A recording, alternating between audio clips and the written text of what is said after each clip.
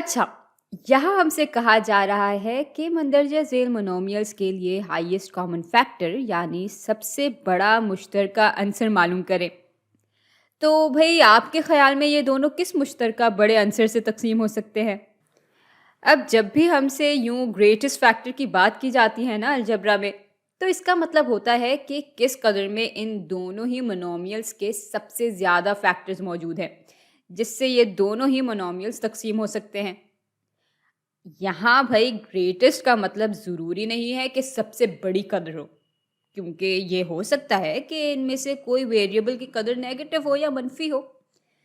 लेकिन असल में बात यह है कि कदर चाहे मनफ़ी भी हो, लेकिन अगर उसमें दोनों मोनोमियल्स के सबसे ज़्यादा फैक्टर्स मौजूद हैं, तो हमारे हिसाब से वो फिर भी हाईएस्ट कॉमन फैक्टर ही होगी। चलें भई, काम शुरू करते हैं और इन दोनों को ही इनके सबसे छोटे अनासर में बाँटते हैं, यानी प्राइम फैक्टराइज़ेशन करते हैं इनकी।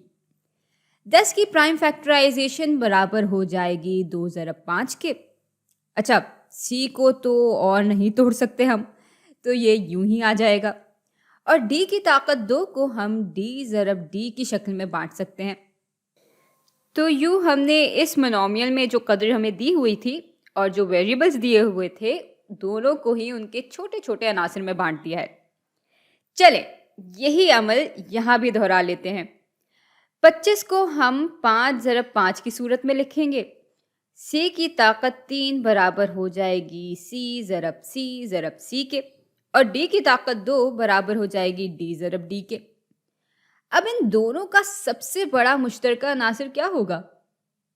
भाई यहाँ दोनों में ही एक 5 तो मुश्तरका है, एक सी भी मुश्तरका है और दोनों में 2 डी भी मुश्तरका हैं।